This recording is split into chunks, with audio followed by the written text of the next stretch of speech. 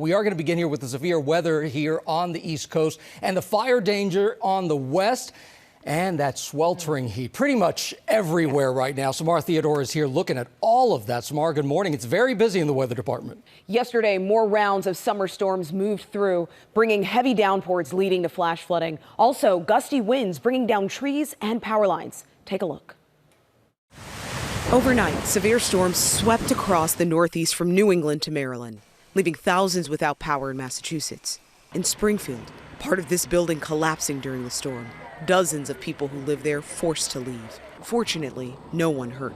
This comes after the Northeast soaked from days of downpours. In Pennsylvania, intense rainfall on Friday leaving behind widespread flooding, stormwater forming lakes in parts of Westmoreland County.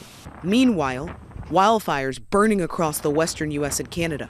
In California and Nevada, the bug fire burning, spreading across more than 6,500 acres and growing, racing towards hundreds of homes.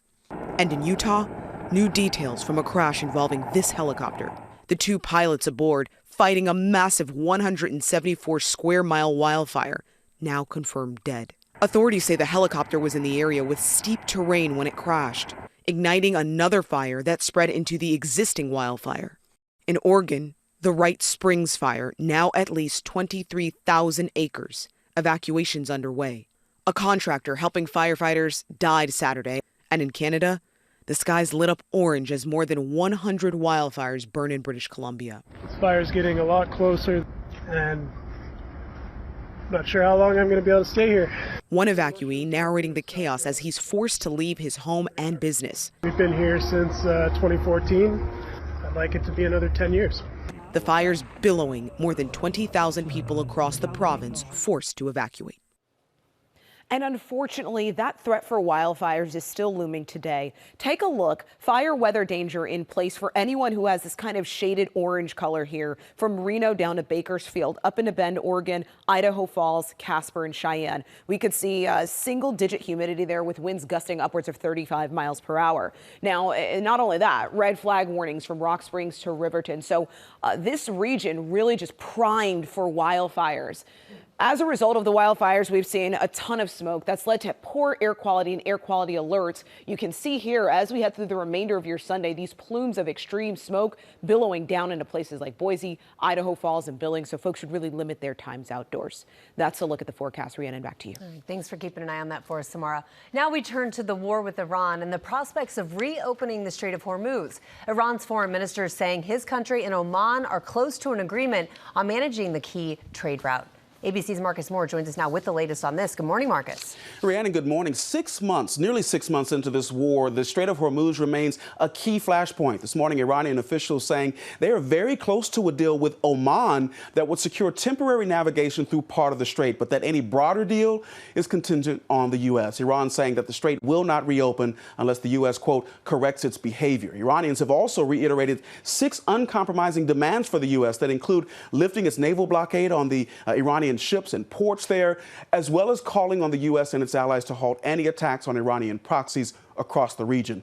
Now, during an interview this weekend with Fox News, Vice President Vance said that progress was being made, but that the conflict with Iran is far from over. And all of this comes as the U.S. and other parts of the world are seeing higher fuel prices because of the crisis in the Strait. And right now, Rhiannon, there is still no deal that would guarantee the safe reopening of that critical waterway. All right, still a ways to go. Marcus Moore, thank you for that. Tune into This Week later. Chief Washington anchor Jonathan Karl is joined by former Defense Secretary Mark Esper on the latest in the Iran war. Plus, he has an exclusive interview with Representative Alexandria Ocasio-Cortez about progressive wins in Democratic primary races. The midterms now less than 3 months away, Gio. That's right, Rhiannon. All right, we're going to turn now to the growing backlash over flock surveillance cameras used by more and more police departments across the U.S. There is outrage over government surveillance and over alleged misuse of the system by some in law enforcement. And ABC's Olivia Rubin is in Washington looking into all of this for us. Olivia, good morning. Gio, good morning. Those allegations you mentioned of misuse on full display in Georgia this week. Several police officers there fired and now under criminal investigation, and they're not the only ones. This morning, 6 former Savannah Police Department employees, including 4 officers, are now under criminal investigation after being fired for allegedly misusing these controversial surveillance cameras made by the company Flock. Totally honest, I'm disappointed. I'm pissed off about it. The employees allegedly using the system to make personal searches involving family and acquaintances. The high-tech AI-powered cameras read license plates and store that data for police departments to use. Over 120,000 deployed nationwide to help fight crime. They're on streetlights, bridges, and highways. But backlash is growing amid rising reports of misuse. Dozens of officers now charged or accused of using the technology inappropriately, including stalking. This North Carolina police officer arrested for allegedly using it to track her boyfriend's ex-wife more than 30 times. She's set to appear in court at the end of the month. That's what bothers me the most, that the people that use this stuff for personal gain. Critics also calling these cameras an invasion of privacy. Some are being vandalized in acts of protest. In Texas, this camera cut in half. And in Minnesota, a man posting these videos of himself covering up the cameras with tape, telling ABC the technology is dangerous. But Flock telling ABC News their cameras do exactly what they're supposed to do. We helped in over 1 million crimes last year, over 10,000 missing people. And some agree. The benefits, I believe, outweigh the issues here. And Flock saying that criminal acts like vandalism should never be the answer here as people continue to make their voices heard in this ever-growing debate about individual privacy versus public safety. Rhiannon. Very controversial, Olivia. Thank you. Breaking overnight, police have arrested a man suspected of killing his 70-year-old father and then setting the family home on fire to try to cover up the crime.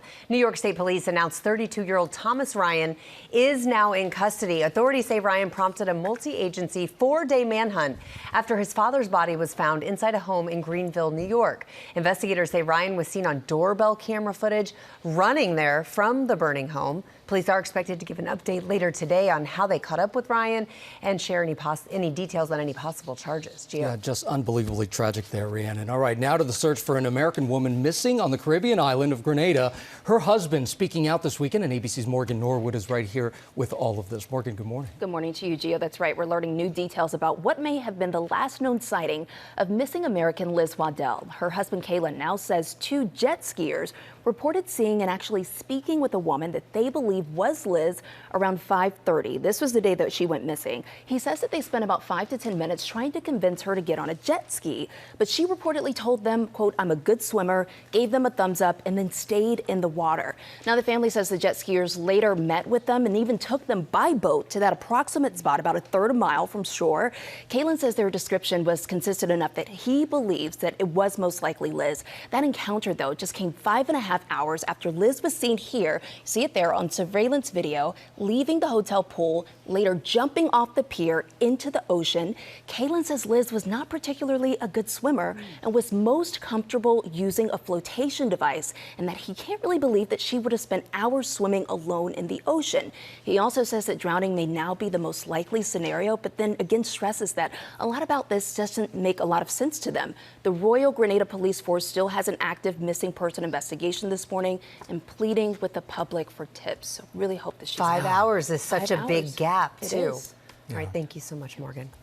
And now to former President Biden. His son Hunter is talking about his father's cancer diagnosis and more. ABC's Stephen Portnoy has the latest now from Washington. Good morning, Stephen. Good morning, Rhiannon. In an interview that aired in the UK, the former president's son Hunter opened up about his father's battle with cancer. Hunter Biden telling the BBC it's been really hard and really sad. The only thing that I say about my dad, about his health right now, is I wish he would complain more, because it's not good. The cancer has spread, is metastasized into his bones and further. It's very painful, and it's very debilitating in many respects, but he's still out there.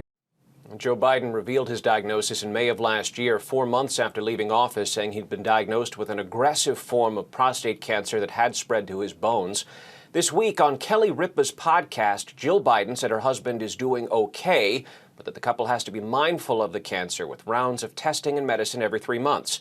This past spring, Jill Biden wrote in her book that she noticed what she now suspects were early symptoms of the cancer when the couple was still in the White House. The former president has written a book of his own, which is set for release in November, just days before his 84th birthday. Last fall, the former president rang the bell at Penn Medicine in Philadelphia after completing a course of radiation therapy there. He was also reported to be receiving hormone treatments. A Biden spokesperson declined to comment on the former president's current condition. Now, in addition to reflecting on his dad's battle with cancer, Hunter Biden also told the BBC that his father has been rightly criticized for granting him a pardon in his final weeks in office. Hunter Biden was convicted of gun charges. He pleaded guilty to tax charges. Joe Biden said at the time those cases were infected by politics, amounting to what he called a miscarriage of justice. Well, his son now says while he's grateful for the pardon, he feels the decision was not good for the American people, for the Constitution, or for his father's legacy. Gio? All right, Stephen Portnoy, thank you for your reporting there.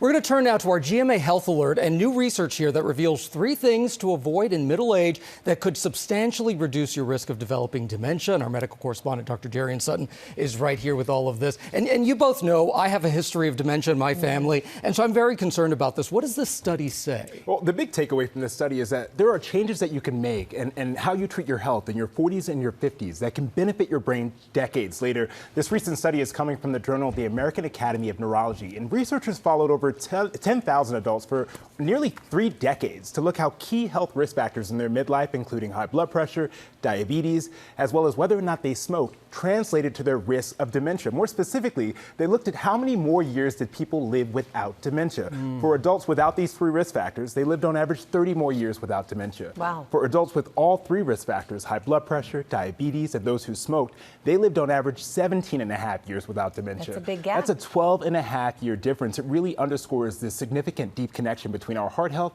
and our brain health. What's interesting to me about this study, too, is it speaks about the idea of health span versus lifespan. Yes. Tell us more about that. And which one is more important? Right. Lifespan is how many years you live, and health span is how many more years do you live, or how many years do you live healthy and independent. That's what the goal of this study is, understanding how we can get to a point where we're independent and healthy. Independence, and that is obviously the key here, making sure that you can take care of yourself. When I looked at those risk factors, my grandparents who had dementia both had diabetes and high blood pressure, so it's unbelievable. So how do we reduce those risk factors? This is a conversation I'm having with patients often, because in the emergency room, I'm often seeing the end results of untreated conditions that are often preventable. So we can start with high blood pressure. Number one, knowing your numbers. A healthy average for healthy people is 120/80. That top number is when your heart squeezes. That bottom number is when your heart relaxes. You want to have a goal of getting toward that. And sodium here is a real big factor. 90% of Americans eat more than the recommended amount of daily sodium. That's about 2,300 milligrams, and it's not from salty food. It's mostly from packaged and processed foods.